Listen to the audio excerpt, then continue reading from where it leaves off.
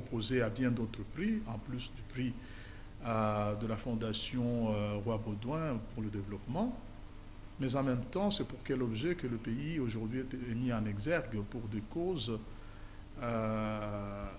infamantes, pour un objet qui irradie notre dignité pour longtemps et qui nous humilie et jette l'opprobre sur toute la population congolaise du fait de quelques individus venus pour l'essentiel de l'extérieur et qui ont violenté, violé tout ce que les femmes ont de plus profond en termes de dignité en elles. Et donc, la guerre qui nous a été imposée de l'extérieur a vu transformer les corps de femmes en un terrain de bataille au point de provoquer des mutilations, des fistules et toutes ces désagrégations corporelles des femmes, ce qui amène le docteur Mukwege à s'investir dans une abnégation totale. Donc vous voyez que je suis dans l'ambiguïté du fait qu'on est content pour le prix, on est content pour cette reconnaissance internationale, mais on est malheureux que ce soit pour une cause aussi macabre. J'estime que cette reconnaissance est une fenêtre d'opportunité pour que la communauté internationale se rende compte du droit humain qui est en train de se passer pour une question dont la résolution est considérée comme relevant de l'international. Il est nécessaire de rappeler qu'il y a au moins 17 000 hommes de troupes de l'ONU, donc la MONUSCO, sur le territoire de la République démocratique du Congo, pour que ces forces négatives venues du Rwanda, pour l'essentiel, mais aussi de l'Ouganda et du Burundi, soient neutralisées au plus vite. Et aujourd'hui, ça relève de la responsabilité, certes, de la République démocratique du Congo, parce que le fait se passe sur son territoire, mais la question a déjà été suffisamment internationalisée, parce que c'est à la suite d'énormément de résolutions du Conseil de sécurité des Nations Unies qu'on en est à une intervention internationale. Donc, aujourd'hui, trêve d'hypocrisie, on sait d'où ça vient, ce n'est pas un fait de notre culture, ces faits peuvent être identifiés dans le temps, ils commencent à une certaine période, on en connaît le modus operandi, on en connaît plus ou moins les responsables, et ceux qui ont été arrêtés ont été jugés, et aujourd'hui nous sommes fiers d'avoir transformé tout viol, pas nécessairement massif, tout viol aujourd'hui au Congo est considéré comme relevant du crime contre l'humanité. Donc, imprescriptible, pourra être poursuivi tout le temps que l'individu vivra, mais aussi transformé en crime international, donc pourra être poursuivi même en dehors du territoire congolais. Je garde l'espoir, sinon pourquoi on vivrait si on n'a pas l'espoir que demain soit mieux qu'aujourd'hui. Il est vrai qu'on a vu, la situation a eu des pics dans le passé, mais elle est sur l'amélioration. Mais un drame humain ne peut pas se comprendre dans ces jeux de statistiques, dans la comptabilité macabre. Parce qu'on a eu autant de femmes violées, on en a moins, et donc on pourrait se jeter des satisfecits. Non, il y aurait une seule femme violée, cela relèverait d'une telle gravité que l'intervention de toute la communauté nationale d'abord, internationale par la suite, serait requise.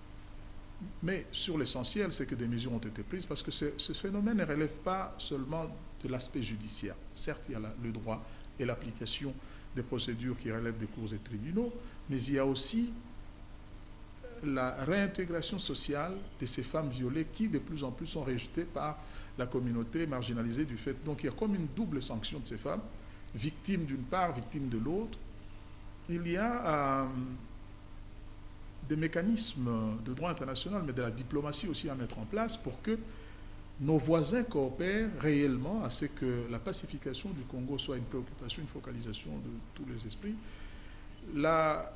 L'exploitation illégale de matières premières dont bénéficie le monde entier, surtout en termes de coltan, parce qu'aujourd'hui la guerre s'autofinance à travers les ordinateurs, les téléphones portables que tout le monde a, on ne sait pas d'où ça vient, c'est aujourd'hui des minerais du sang. Aujourd'hui, beaucoup d'entreprises, même occidentales, sont impliquées dans ce commerce illégal. De plus en plus, il y a des législations qui commencent à s'intéresser à la question, mais ce n'est pas suffisant. C'est pour cela que je considère qu'on ne peut pas avoir une solution sectaire. Elle ne peut relever que de la globalisation du problème. Au niveau du pays, je sens les autorités de plus en plus impliquées, des sanctions commencent à tomber, mais surtout, j'en appelle à la constitution, à la création d'une structure qui s'appellerait éventuellement un commissariat général sur la question des violences faites aux femmes pendant ces conflits armés, pour faire le monitoring, identifier le cas, faire les suivis et suggérer des solutions pour parfois, rappelez-vous que l'armée aujourd'hui est constituée parfois d'éléments qui étaient venus des anciens mouvements rebelles pour le besoin de la paix. La cause de la paix a tué celle de la justice, vous avez constaté cela. Et donc, il arrive qu'on identifie un certain nombre d'éléments qui relèvent aujourd'hui des forces armées de la République démocratique du Congo comme étant aussi parmi les personnes qui sont en train de perpétrer ces faits ignobles. Il est donc temps de faire un travail psychologique pour détraumatiser ces jeunes gens qui sont dans l'armée, pour ceux qui étaient dans la rébellion. Il y a un travail à faire avec la communauté internationale, parce que l'accompagnement international est incontournable.